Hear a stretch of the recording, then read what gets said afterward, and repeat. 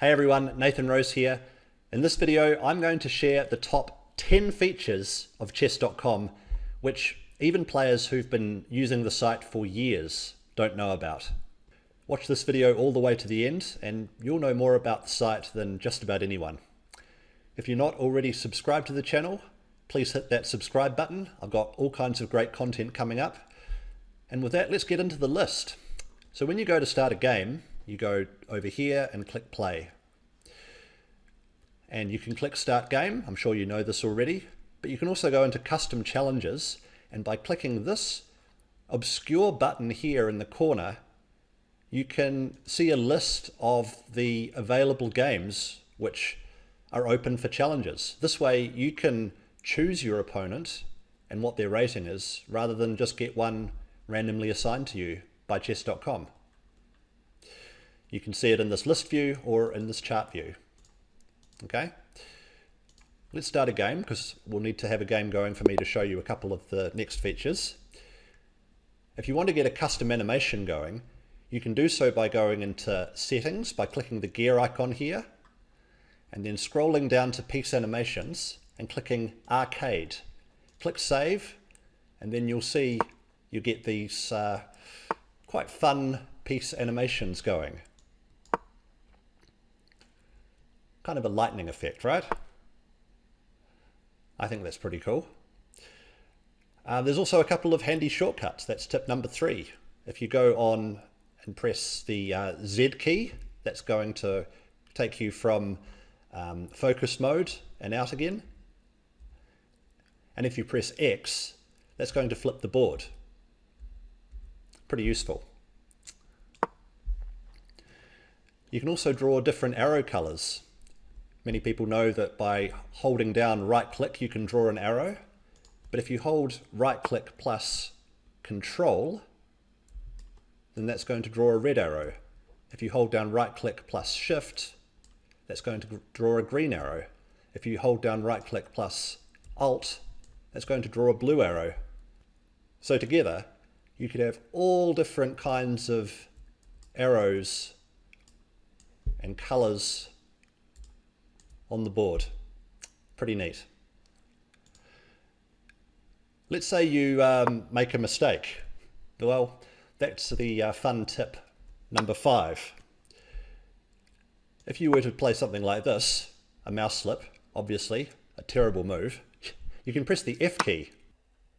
Now you need to have the arcade animations turned off for this to work properly, but whether during the game or after the game, press the F key and you're going to get this table slam effect. We've all wanted to do that at one time or another after a bad loss, haven't we? Just click the left mouse button again to set the pieces back in place.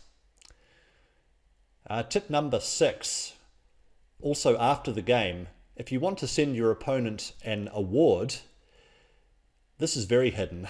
You go into info and then send award, and you get this list of different trophies that you can send to your opponent. Let's send them a good game trophy. Let's be a good sport now.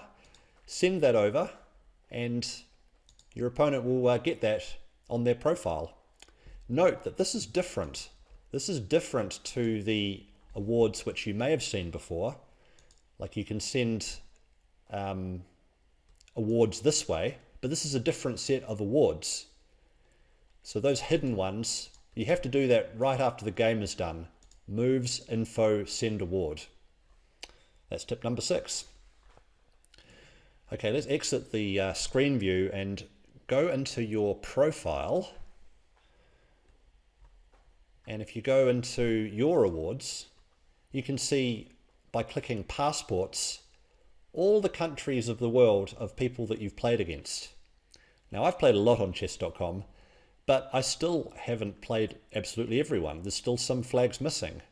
Bermuda, Burundi, Cape Verde, Central Africa, Chinese Taipei. Well, as soon as you play at least one person from each of these countries, you'll get this flag added to your collection. Okay, the next hidden feature I want to share is accessed by going to the sidebar, hovering over these 3 dots, and then going to Tools. Now there are a bunch of different tools that you can explore on your own, but the first one that I want to highlight is the animated GIF maker. So with that, I can just take the URL from the game that I just played and paste it in here, and then click Create GIF. And within just a few moments, it'll create this animated GIF, which you can go ahead and share with all your friends. I mean, in my case, I wouldn't really want to because I played so terribly, resigning in just 6 moves, but you get the idea. You can create this GIF and share it with the world. So back on the same tool and resources thing, again, accessed with the dots and then into tools. If you scroll even further down, there's this What's Your Chess Personality quiz. If you take the quiz, it's going to ask you 20 multiple choice questions. I'm just going to go through these quickly and randomly, but they've got questions like what would you do in certain situations, how would you play in different circumstances, do you prefer sacrificing, playing safely, right? How do you calculate, what openings do you enjoy? And then it gives you a conclusion at the end about what type of player you are. Just for fun, but hey, chess is a game and it's meant to be fun, and this is a fun feature. Again, one which not many people know about. The final feature is chess.com's alternative domains. So if you're at work or you're at school or you're on any shared computer which doesn't allow chess.com to be accessed, you can use these other domains and the site will work just as normal. So don't tell your teacher, don't tell your boss, but any of these URLs will lead to the normal chess.com and you'll be able to play exactly as normal. So that's the list. Let me know in the comments if you think I've missed any or what your favorite hidden features are. Would love to hear from you. Also, if you enjoyed the video, do drop a like down below. It helps the channel get more visibility, and subscribe to the channel if you want more videos like this. Hope you enjoyed that. I'm Nathan Rose. Bye for now.